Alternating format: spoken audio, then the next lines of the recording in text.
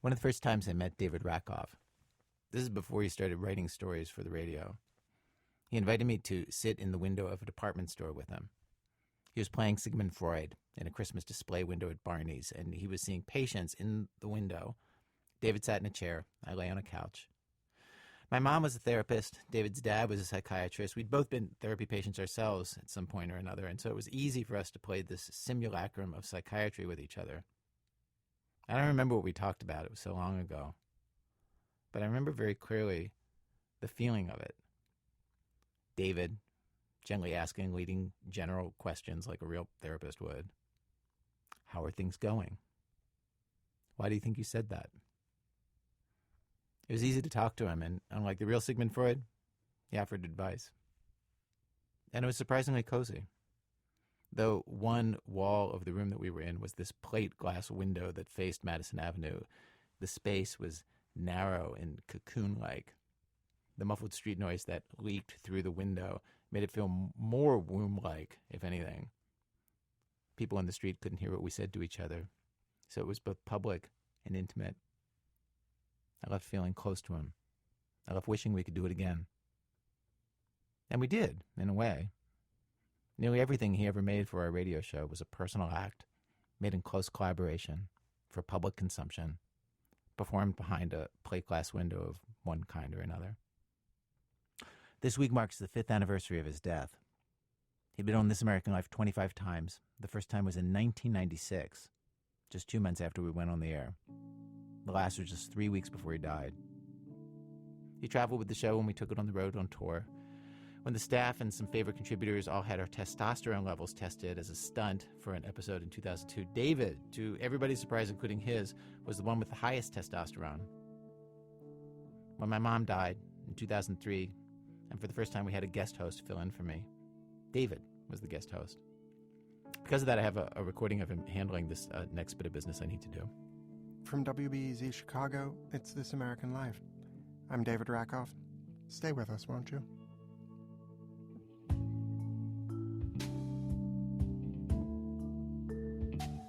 Today, those of us who make this radio show have the pleasure of bringing you an hour of stories by our friend, David Rakoff. This is the show we made and broadcast back when he died, to remember him by.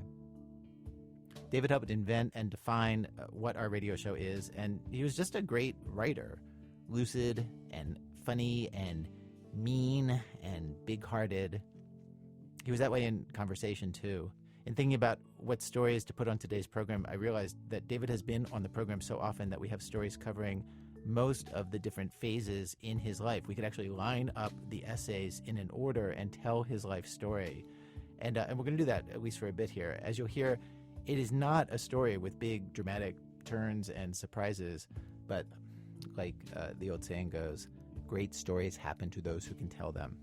These are very, very fun to listen to.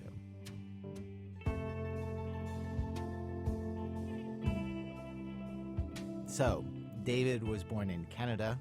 He talked about Canada and his Canadianness with me in an interview back in 1997, the third time he appeared on our radio program. He said that actually from the day that he arrived in New York City for college as a teenager, he didn't want to seem Canadian. He wanted to pass as a New Yorker. My tactics were to adopt a certain kind of world-weary, jaded, anxious neuroticism. And it was taken on as a cosmetic mantle at the beginning until such time as, you simply can't pull the mask off your face. Oh, my God, it's stuck. And there you are years later, a jaded, affectless, neurotic, disenchanted, sad person.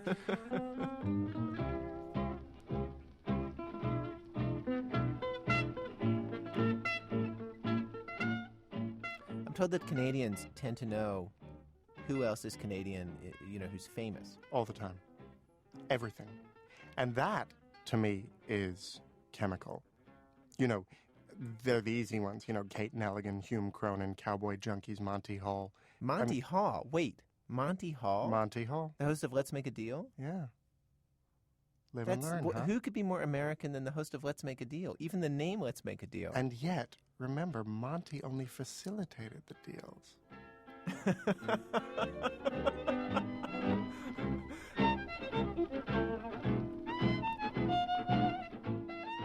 Who else? Glenn Ford, John Kenneth Galbraith. But here's the thing about knowing who's Canadian. I mean, there is a woman named Shania Twain. She is Canadian. I know that she's Canadian. I do not know who the hell Shania Twain is. I don't know what she does. And yet, for some reason, I know that she's famous in America and that she's Canadian. How did this come up? Did your parents talk to you about it? I literally don't know. I feel there's a chip in my head. How do these things enter my brain? But at some point somebody told you. I don't even think so, you know? I just think it comes in off the breeze or on a cold front, and I just know in my heart who's Canadian.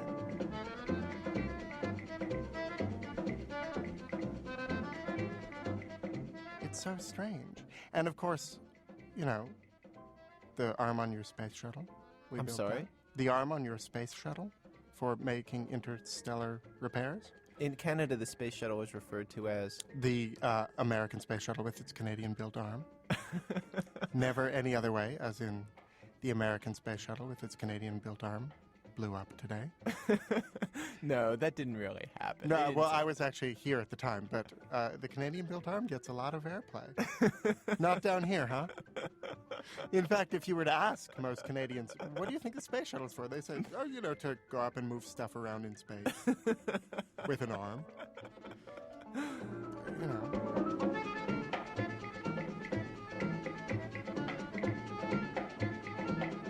And so when a Canadian finds out that some figure is Canadian, what happens in their heart?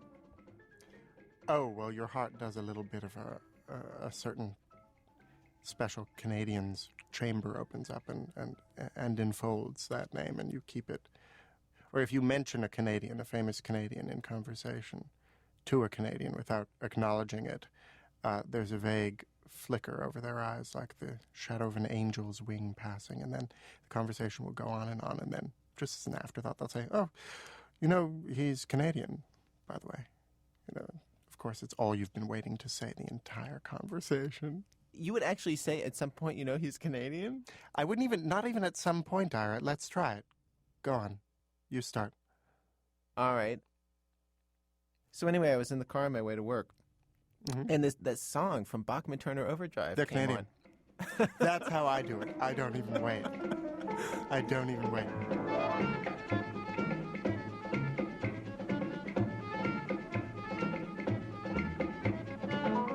There are other bits of his childhood that David wrote about over the years. In 1998 on our program, he talked about this incident from high school that was a big turning point for him. At the time, he was part of a Zionist socialist group in Toronto, very idealistic about Israel. They would meet every week, and at 15, go live on a collective farm, a kibbutz, in Israel for the summer.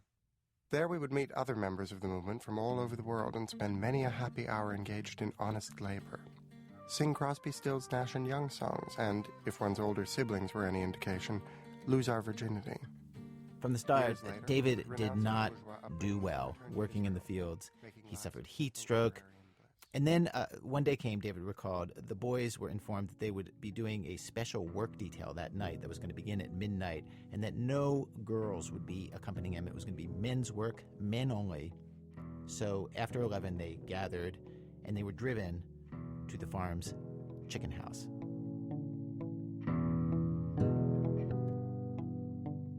The chicken coop of the kibbutz was a one-storied structure of corrugated iron, about half the size of a football field. It emitted a low rumbling, a vague buzz that you could hear from far away. And of course, from even farther away, there was the smell. Chicken is an olfactory insult, a snarling, saw-toothed, ammoniac, cheesy smell, needlessly, gratuitously disgusting. Rather than making you never want to eat a chicken again, it simply makes you angry. It makes you hold a grudge. You'll eat chicken again, by God, and you'll chew really, really hard.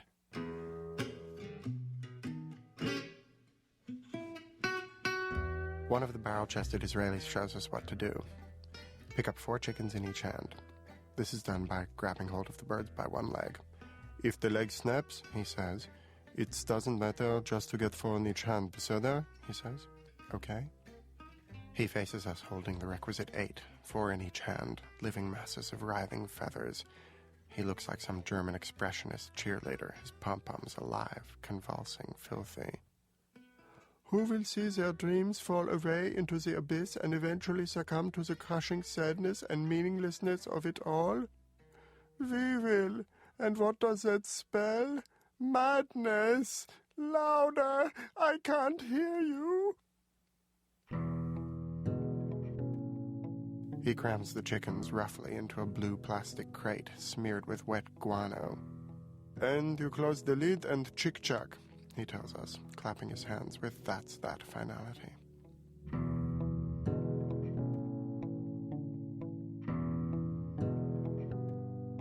Before I even try, I know that I will not be able to do this.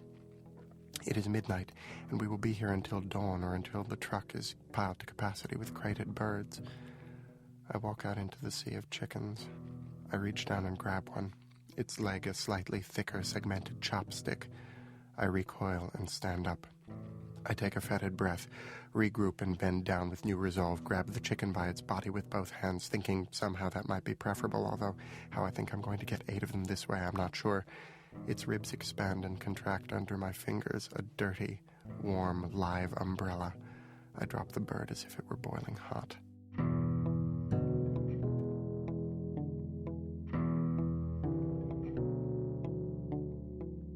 I leave the coop and go out to the trucks. Hoisting myself up onto the flatbed, I start to help with the stacking of the full crates. I know that my unilateral decision to change my task is met with displeasure on the part of the men who run the coop, but I do not care. Their muttered comments are predicated on a direct poultry-penile relationship. I might as well have spurned the stag party whore or gone to the wood shop and fashioned myself a sign that said, fag. Maito, what's the matter with him? The head of the work detail asks when he sees me on the truck. Hagiveret lo hevet atarnegolot, he has answered, using the female pronoun when referring to me. The lady doesn't like the chickens.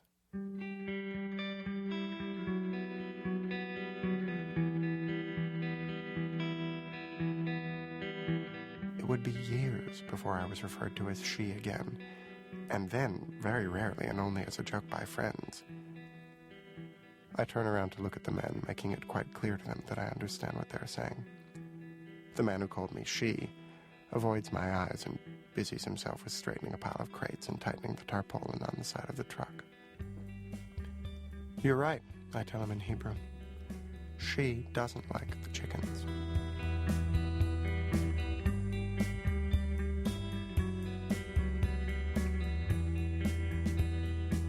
Have you ever had one of those moments when you know that you're being visited by your own future? They come so rarely and with so little fanfare, those moments. They're not particularly photogenic. There's no breach in the clouds to reveal the shining city on a hill. No folk dancing children outside your bus. No production values to speak of. Just a glimpse of such quotidian, incontrovertible truth that, after the initial shock at the supreme weirdness of it all, a kind of calm sets in. So this is to be my life. At that very moment, I saw that I would never live on a kibbutz. I would not lose my virginity that summer to any of the girls from the group. Indeed, I would not care to do so. I am grateful to that macho blowhard. He made me consciously realize what I had always known, but been somehow unable to say to myself. He's right.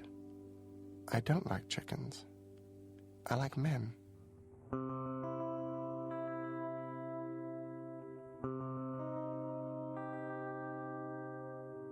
Now I live in Manhattan, the unkibbutz, where nobody would dream of touching a live chicken, where whatever spirit of collectivist altruism people might have had dried up long ago. At camp when I was young, I and the other children of affluent professionals would gather under the trees every day to sing before going into lunch. One of the songs was always the Internationale, the hymn of the proletariat. One summer we were even taught to sing it with our left fists raised. We were none of us, by any stretch of the imagination, what could be described as prisoners of starvation, wretched of the earth, or enthralled slaves. Admittedly, they are all catchier metaphors and easier to scan than Arise, ye children of psychiatrists, but they had little to nothing to do with us personally. And yet, for those few moments when we were singing, those words seemed so true. How can I describe to you that 11-year-old's sense of purpose, that thrill of belonging to something larger, something outside of my own body, the sheer heart-stopping beauty of a world of justice and perfection rising on new foundations? And that one line, we have been naught, we shall be all. Naught. It spoke as much about my wish to be delivered from this pre-adolescent self-loathing as it did to any consciousness of liberating the masses. But it held such promise of what I might hope for that even now, as I write this, I can still call up that old fervor. It still makes my breath catch in my throat.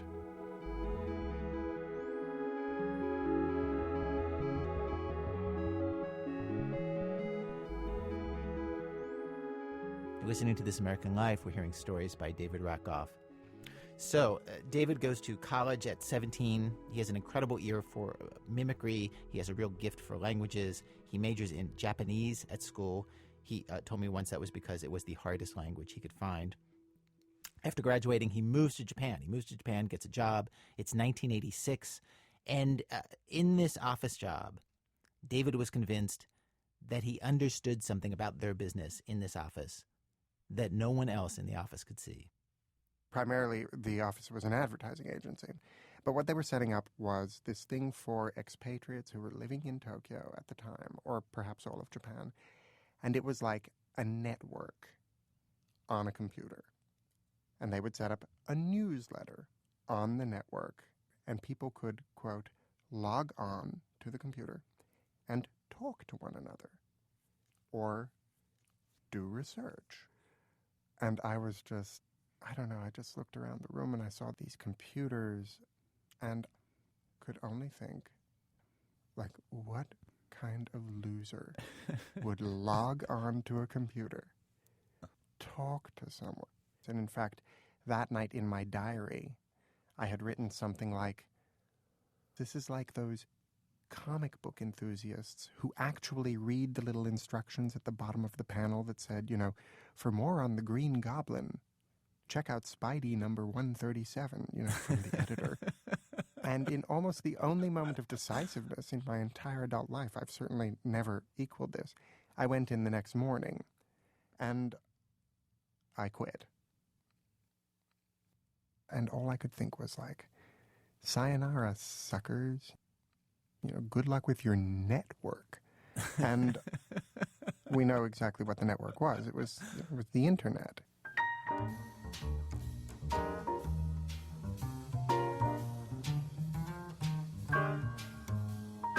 I have a negative capacity to identify trends. Like when in college I went to see Madonna at Danceteria, which was a club downtown, like 1982 or whatever. Mm-hmm. And I thought, boy, is she lousy.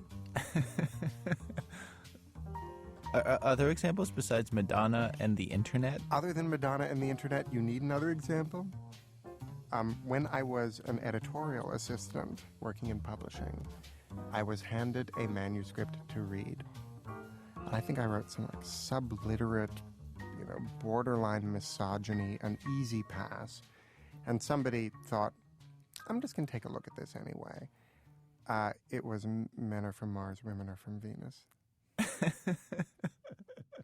These are not like me saying, like, I don't think Alicia Silverstone's going to be very good in Clueless. I mean, these are like, you know... pretty big, iconic ones. Yeah. It was like, have you fellows heard that crazy lunatic in the marketplace inveighing against the Pharisees? He'll burn off like so much morning fog. We'll never hear about him ever. You know, it's just like that.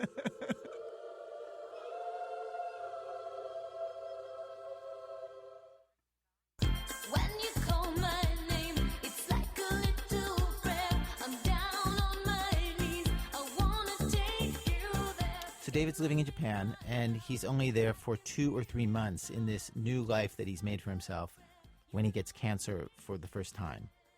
Hodgkin's lymphoma. He's 22. He flies home to Canada for treatment, radiation, then chemo, takes over a year before he'll be well again. There's a story that David wrote years ago, and just a few days after he died, I listened back to it. I hadn't heard it since the year 2000 when we first broadcast it. David was 35 when this aired. In the story, he was looking back on this first experience that he had with cancer back in his 20s.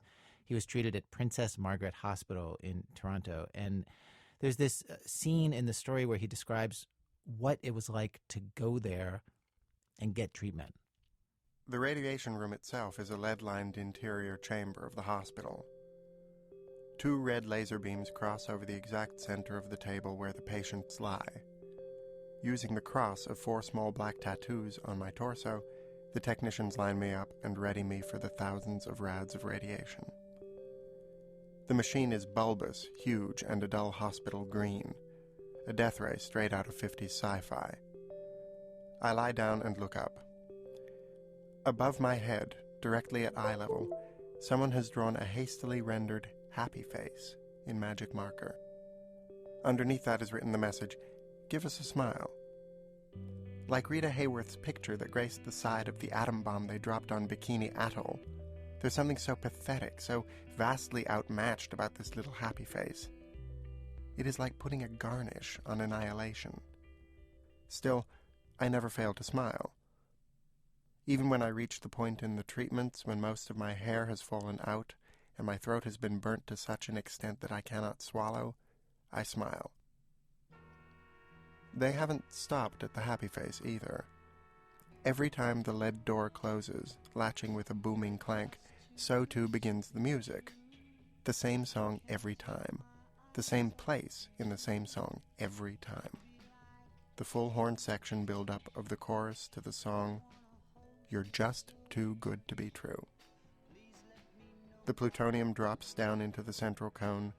A warm wind starts to blow on my chest, indicating that I'm now getting the equivalent of a lifetime's worth of the recommended dose of gamma radiation. And I smile.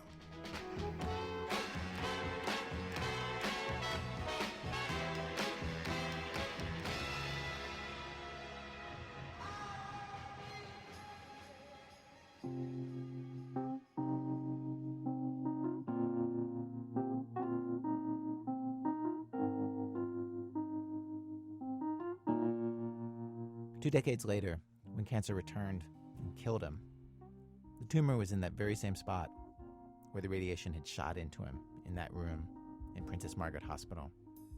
David had what's known as a post-radiation sarcoma.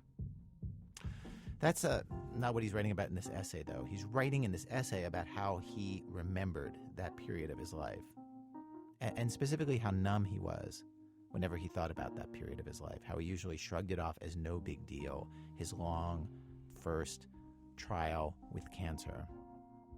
It has only recently occurred to me, he wrote, that perhaps I might stop glibly insisting that the cancer wasn't real and that the doctors popped me into an easy-bake oven where a 40-watt light bulb halted the metastasis in its tracks. David said that looking back, he felt completely detached from the fear or the relief that somebody might feel in remembering this kind of medical slow-motion near-death experience. And he described revisiting the old hospital years later, this place that was so important in his life, that saved his life, and just going back there and feeling nothing. And then he launches into this passage, which is just intensely personal. They say that times of crisis are the true test of one's character. I really wouldn't know, since my character took a powder that year, leaving in its stead a jewel-bright hardness. I was at my very cleverest that year, an airless, relentless kind of quippiness. Every time a complex human emotion threatened to break the surface of my consciousness, out would come a joke. Come on, give us a smile. I was Thanatos' rodeo clown. I still am, and Eros's as well, as it turns out. Years later, in a tender embrace in bed with my first real boyfriend, he said my name. Oh, David. I stopped, sat up, and responded in my best Ed Wynn. Yes? This kind of behavior essentially killed things between us.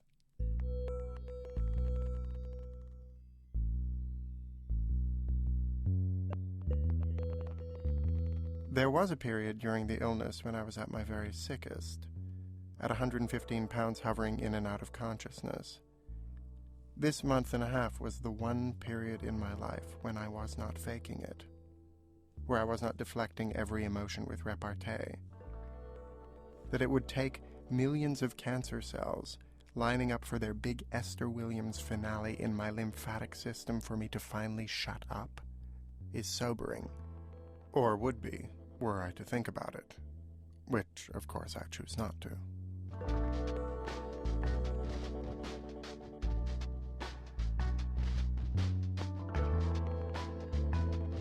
What remains of your past if you didn't allow yourself to feel it when it happened? If you don't have your experiences in the moment, if you gloss them over with jokes or zoom past them, you end up with curiously dispassionate memories, procedural and depopulated. It's as if a neutron bomb went off, and all you're left with are hospital corridors.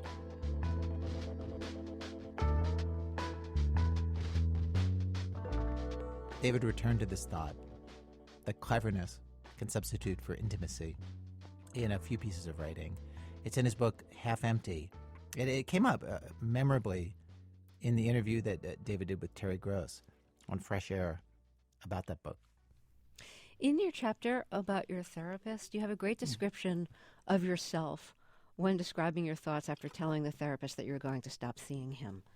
And I'd like you to read that for us. Yes. This is when he I'm not talking about terminating. I seem to be avoiding the topic. And finally he stops me one day. I'm ranting about, I think, human rights in China or something like that. And he finally says, look, we've got to talk about you terminating. This is a big thing. Turning things around, I asked him what his feelings were about our ending things. "I'm incredibly angry," he responded fondly. "How dare you? You should at least have to come and have coffee with me once a week." I asked if he felt this way about most of his patients. "Not really," he responded. Sigh. "Should you happen to be possessed of a certain verbal acuity coupled with a relentless hair-trigger humor and surface cheer spackling over a chronic melancholia and loneliness, a grotesquely caricatured version of your deepest self which you trot out at the slightest provocation to endearing and glib comic effect, thus rendering you the kind of fellow who is beloved by all yet loved by none, all of it to distract, however fleetingly, from the cold and dead-faced truth that with each passing year you face the unavoidable certainty of a solitary future in which you will perish one day while vainly attempting the Heimlich maneuver on yourself over the back of a kitchen chair? Then this confirmation that you have triumphed again and managed to gull yet another mark, except this time it was the one person you'd hoped might be immune to your ever-creakier, puddle-shallow, sideshow Barker variation on adorable, even though you'd been launching this campaign weekly with a single-minded concentration from day one? Well, it conjures up feelings that are best described as mixed, to say the least." I just want to point out, since our listeners don't have a copy of your book in front of them, that most of that reading was one sentence. One very well balanced juggling act there. So I just want to ask you, did you consciously intend to keep that one sentence? Yeah, it felt, I like a little ranty sandwich of a sentence, or a lasagna of a sentence, or, a millefeuille of a sentence, to be perfectly homosexual about the metaphor. I like things that, build in that way with semicolons and M dashes and things like that. Do you think of yourself as somebody who is the kind of fellow who is beloved by all, yet loved by none? We're verging into territory that's a little too personal, so let That's me fine. just say, Okay. yes, I do. Okay. We'll leave it there, I suppose. Yes, I guess so.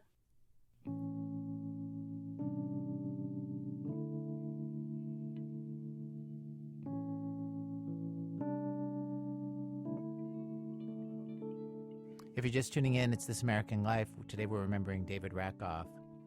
When David was 23, after recovering from Hodgkin's lymphoma, all he wanted to do was move to New York City.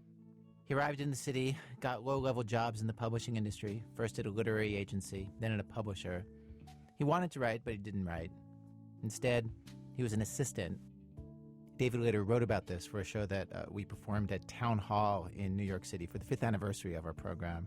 He said assistants like him did the same work as the professional secretaries, but got paid a lot less, with the thought that they were climbing the ladder to real publishing jobs.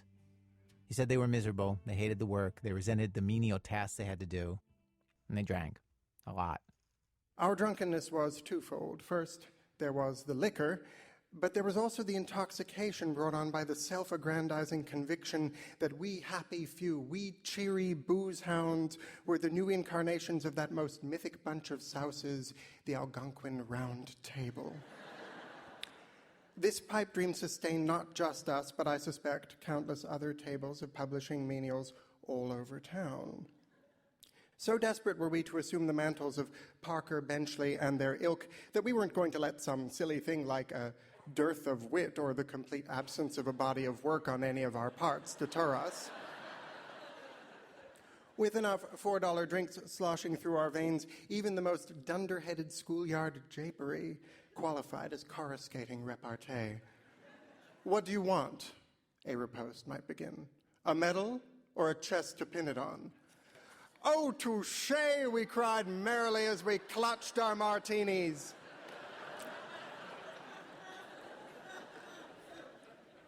Paying the bill, we stumbled out into the street and back to our apartments, where we spent the rest of the night jealously reading the manuscripts of those who actually wrote and didn't just drink about it.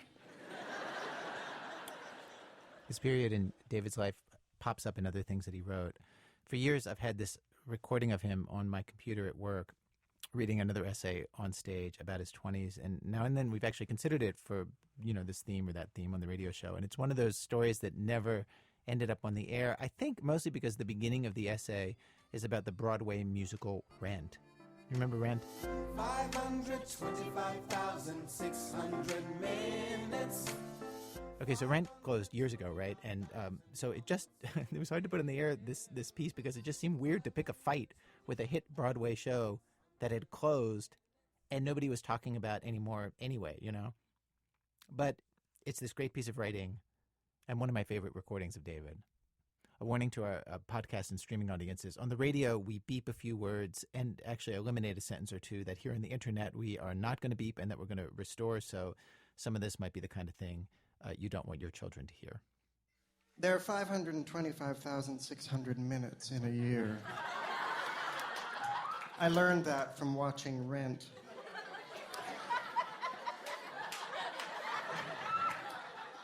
From watching Rent, I also learned that the best way to mark the passing of these 525,600 minutes would be to measure them out into something Jonathan Larson, the writer of the musical, called Seasons of Love. What does that even mean, seasons of love? In Rent, the characters live out their seasons of love in huge lofts. Some of them have AIDS, which is coincidentally also the name of a dreaded global pandemic that is still raging and has killed millions of people worldwide. In Rent, however, AIDS seems to be a disease that renders one cuter and cuter. The characters are artists, creative types. They have tatterdemalion clothes. Some of them are homosexual, and the ones who aren't homosexual don't even seem to mind. They screen their calls, and when it is their parents, they roll their eyes. They hate their parents. They are never going back to Larchmont. No way. They will stay here, living in their 2,000 square feet of picturesque poverty, being sexually free and creative. Here's some ways to broadcast creativity in a movie. Start plinking out a tune on a piano, scratch a few notes on some music paper, plink some more, suddenly crash both hands down on the keyboard, then bring them quickly up to your head and grab the hair of your temple, screaming, "It won't work!" Or sit at a typewriter, reading the page you've just written, realize that it's shit and tear it from the platen and toss it behind you, cut to waste paper basket overflowing with crumpled paper. Here's what they do in Rent to show that they are creative. Nothing. They do nothing. They hang out. And hanging out can be marvelous, but hanging out does not make you an artist. A second-hand wardrobe does not make you an artist. Neither do a hair-trigger temper, melancholic nature, propensity for tears, hating your parents, nor even HIV. I hate to say it, none of these can make you an artist. They can help. But just as being gay does not make one witty, you can suck a mile of cock. It does not make you Oscar Wilde. Believe me, I know, I have tried. The only thing that makes you an artist is making art, and that takes the opposite of hanging out. So when they sing the anthem of the show, that's a lie, really. Every song in the show is an anthem delivered with adolescent earnestness. It's like being trapped in the pages of a teenager's diary. So when they sing the title anthem of the show, "We're not going to pay this year's rent," followed by a kind of barked cheer of rent, rent, rent, rent, rent, rent, rent. My only question is, well, why aren't you going to pay this year's rent? It seems that they're not going to pay this year's rent because rent is for losers and uncreative types. Rent is for suits. By contrast, they are the last bastion of artistic purity. They have not sold out, and yet their brilliance goes unacknowledged. So fuck you, yuppie scum. I know what it's like to feel angry and ignored. I lived in Brooklyn a long time ago, about a block away from a prison. During the day, the neighborhood bustled with lawyers, judges, criminals, bail bondsmen, private detectives. I lived on a block in a little two-story building that had once been a coach house in the 19th century, and the basement had a red dirt floor. On the ground floor below me was an office that did what exactly? Resumes? I can't remember. What I do remember is the man whose office it was. Raoul was knee-bucklingly handsome. If my life had been different, like, I don't know, if I were like a hot girl with a driver's license, I could have put on a tube top and gone outside to wash my car in slow motion or something, but alas. Once during the day, it must have been the weekend because I was at home, I could hear Raoul having sex in the office downstairs. I skittered around my apartment like a cockroach on a frying pan, trying not to make any noise while desperately looking for a knothole in the crappy floorboards. Eventually, I just lay down flat against the tile of the kitchen floor, listening. Lying flat against the tile of my kitchen floor, listening to someone else have sex is essentially my 20s in a nutshell. I was robbed in that neighborhood twice, and there were days when it hardly seemed worth it to live in a horrible part of town just so that I could go daily to a stupid, soul-crushing, low-paying job. Especially since, as deeply as I yearned to be creative, for years and years I was too scared to even try, so I did nothing. But here's something that I did do. I paid my fucking rent.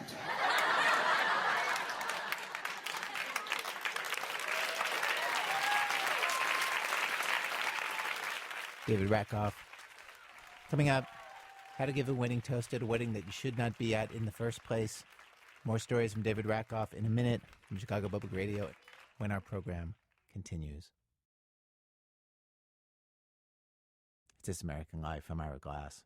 It's the 5th anniversary of the death of our friend and contributor David Rakoff. And if you're just tuning in, we're replaying the program that we made 5 years ago, remembering him, with stories that he did on our show, plus a few other things. This court is in session. David's very first appearance on our program in 1996 was in a radio drama written in rhyming couplets by David Sedaris. It was about a courtroom where animals come to resolve conflicts. David Rakoff played a cat who was also the prosecuting attorney in the courtroom. Your Honor, destruction's no small misdemeanor. The accused here is vicious. We should quarantine her.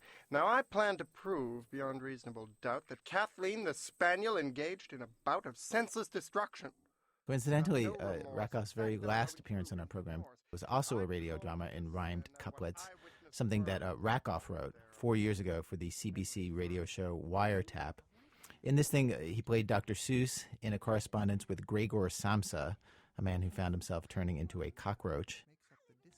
This weird premise, if you heard this, led to some surprisingly affecting moments. I'm astonished at times when I think of the past, of my thousands of rhymes, of how life is so vast.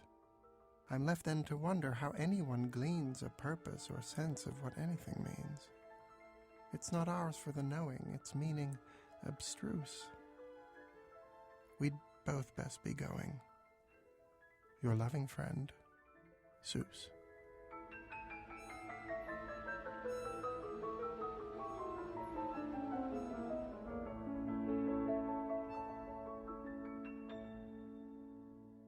In fact, David's been doing lots of rhyming lately. A month before he died, he finished his last book, which is a story told entirely in rhymed couplets called Love, Dishonor, Marry, Die, Cherish, Perish, a novel by David Rakoff. Since last May, when David performed a dance for the live show that we did, he's been saying that he didn't expect to live past August, and his goal was to finish the book by then. And he said a number of times that he really, really wanted to record the audiobook as well. And so to get that done quickly enough, he came into the studio here at our show, and I recorded him. And there was one section that was just hard to listen to him read. He has one of his characters, Cliff, die of AIDS, and David was dying of cancer as he wrote this section. And in this section, he tries to capture some of what that experience is like. What a difference a day makes. Now times that by 20. Clifford was hollow, a horn of unplenty, tipping the scales at 115 at most. He was more bone than flesh now, and less man than ghost. Okay, a word about this recording. David was obviously weak, and the disease had spread to his lungs, which affected his breathing. In this part of the story, Cliff is coming to grips with the certainty that he is on a countdown to his end. It was sadness that gripped him far more than the fear that if facing the truth, he had maybe a year. When poetic phrases like, eyes look your last, become true, all you want is to stay, to hold fast. A new fierce attachment to all of this world now pierced him. It stabbed like a deity hurled lightning bolt lancing him, sent from above, left him giddy and tearful. It felt like young love. He'd thought of himself as uniquely proficient at seeing, but now that sense felt insufficient. He wanted to grab, to possess, to devour, to eat with his eyes. How he needed that power.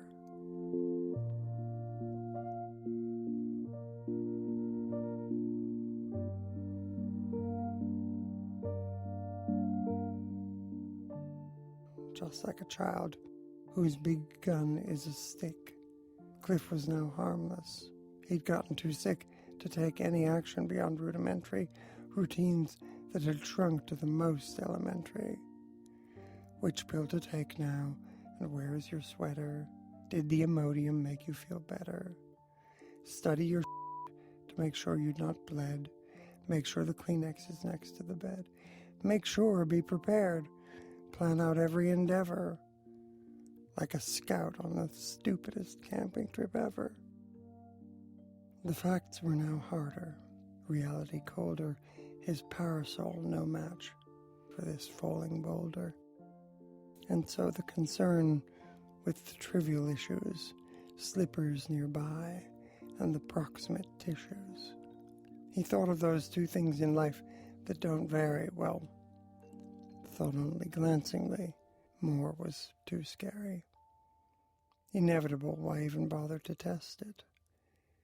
He'd paid all his taxes, so that left, you guessed it.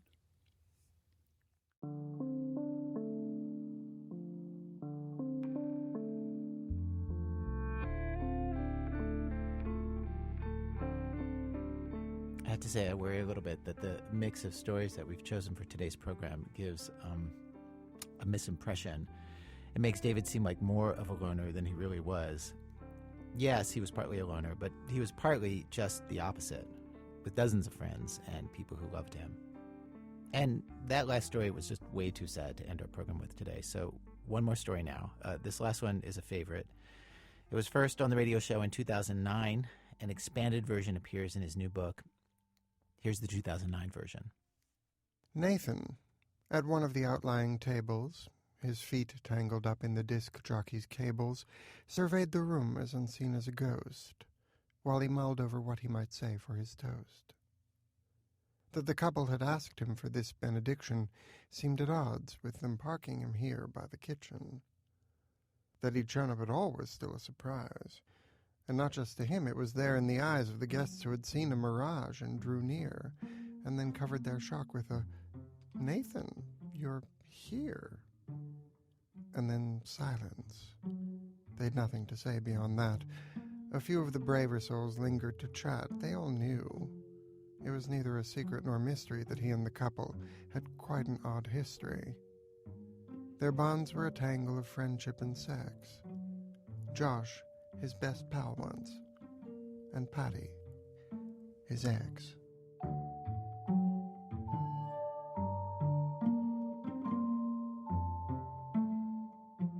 For a while he could barely go out in the city without being a punchline or object of pity. Poor Nathan had virtually become his new name, and so he showed up just to show he was game, though his invite was late, a forgotten addendum. For Nate there could be no more clear referendum that he need but endure through this evening, and then he would likely not see Josh and Patty again. Josh's sister was speaking, a princess in peach. Nathan dug in his pocket to study his speech.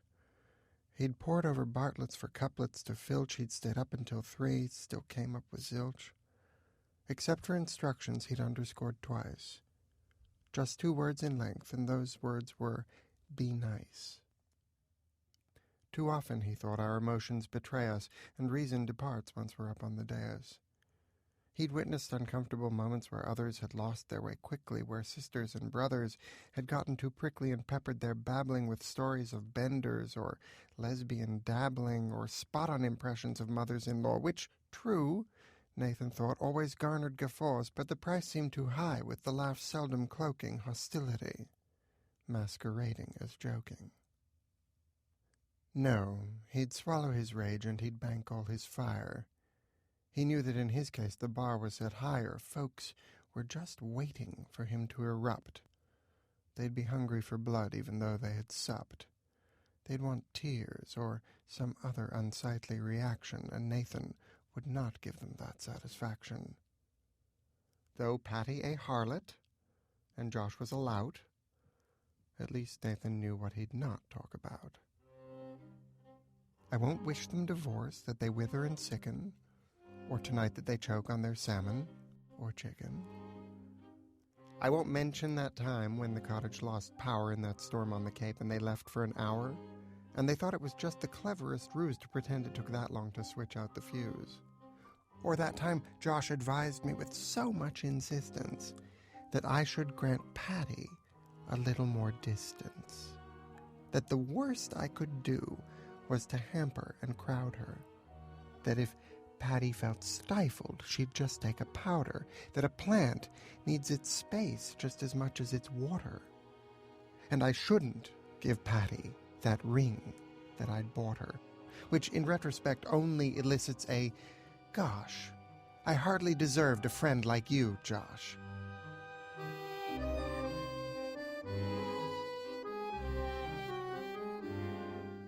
No, I won't spill those beans or make myself foolish to satisfy appetites venal and ghoulish.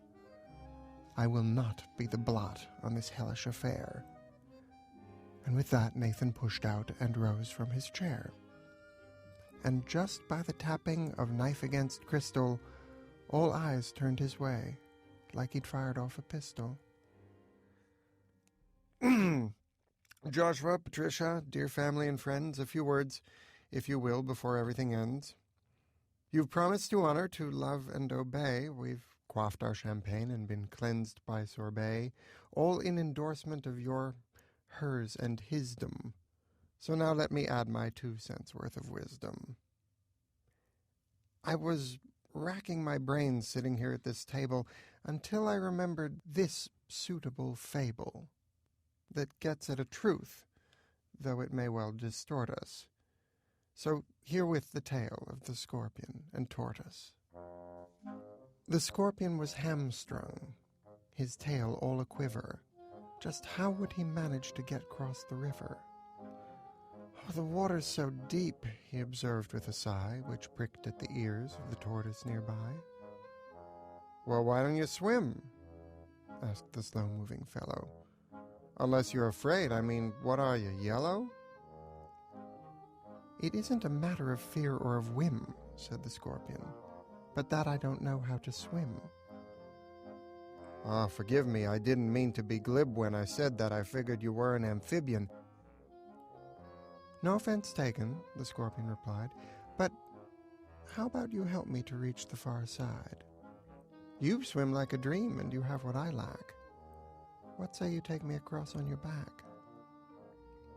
I'm really not sure that's the best thing to do, said the tortoise, now that I see that it's you.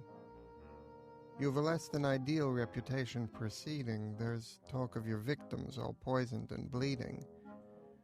You're the scorpion, and how can I say this, but, well, I just don't feel safe with you riding my shell. The scorpion replied, What would killing you prove? We'd both drown, so tell me, how would that behoove me to basically die at my very own hand, when all I desire is to be on dry land? The tortoise considered the scorpion's defense. When he gave it some thought, it made perfect sense. The niggling voice in his mind he ignored, and he swam to the bank and called out, Climb aboard. But just a few moments from when they set sail, the scorpion lashed out with his venomous tail. The tortoise, too late, understood that he'd blundered when he felt his flesh stabbed and his carapace sundered. As he fought for his life, he said, Tell me why you have done this, for now we will surely both die. I don't know, cried the scorpion. You never should trust a creature like me, because poison I must. I'd claim some remorse or at least some compunction, but I just can't help it. My form is my function. You thought I'd behave like my cousin the crab, but unlike him it is but my nature to stab.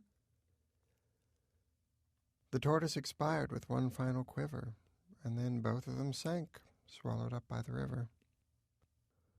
The tortoise was wrong to ignore all his doubts, because in the end, friends, our natures will out. Nathan paused, cleared his throat, took a sip of his drink. He needed these extra few seconds to think. The room had gone frosty, the tension was growing. Folks wondered precisely where Nathan was going. The prospects of skirting fiasco seemed dim, but what he said next surprised even him. So, what can we learn from their watery ends? Is there some lesson on how to be friends? I think what it means is that central to living a life that is good is a life that's forgiving. We're creatures of contact. Regardless of whether we kiss or we wound, still, we must come together. Though it may spell destruction, we still ask for more, since it beats staying dry, but so lonely on shore. So, we make ourselves open, while knowing full well it's essentially saying, Please, come pierce my shell. Silence doesn't paint the depth of quiet in that room.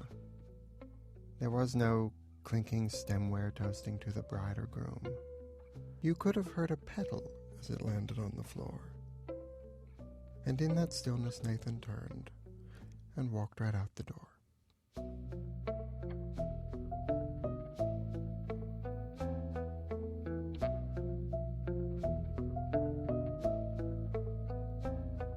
David Rakoff.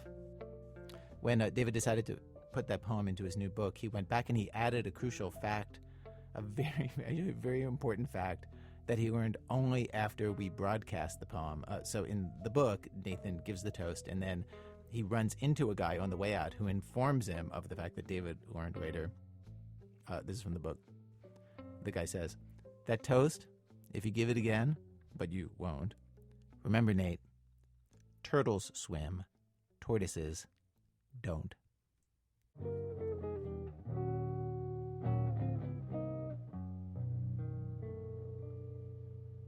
What'll I do when you are far away and I'm so blue? What'll I do?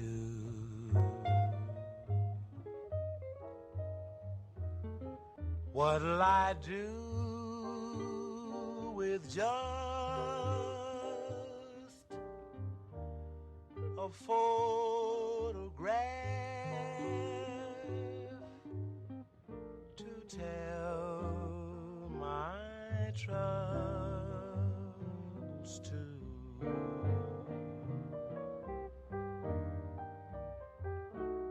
Well, this episode of our show is produced by me and Brian Reed and Emily Condon, and our senior producer back then, Julie Snyder, with Alex Bloomberg, Ben Calhoun, Sarah Koenig, Jonathan Menjivar, Lisa Pollard, Robin Semyon, Alyssa Shipp, and Nancy Updike. Our technical director is Matt Tierney. Production help today from B.A. Parker and Stowe Nelson. David Rakoff's books and audiobooks, Fraud, Don't Get Too Comfortable, Half Empty, and Love, Dishonor, Marry, Die, Cherish, Perish, a novel by David Rakoff, are available online wherever they sell such things. Our website, thisamericanlife.org. This American Life is delivered to public radio stations by PRX, the Public Radio Exchange. When David Rakoff filled in as host of our show, one of the things that he had to do was read the credits, like this one. Funding for our show comes from Volkswagen of America and the new Touareg SUV, the Volkswagen that does what other Volkswagens don't: kill you in a low-impact collision. More about the Touareg at VW.com. Please don't. That's kind of an ad-lib, that last part. Special thanks to our program's co-founder, Mr. Tori Malatia. And when he gave this pep talk to the staff at our summer staff retreat, not his most effective effort. Who will see their dreams fall away into the abyss and eventually succumb to the crushing sadness and meaninglessness of it all? We will. I'm Ira Glass. Back next week with more stories of This American Life. When I'm alone with only dreams of you, that one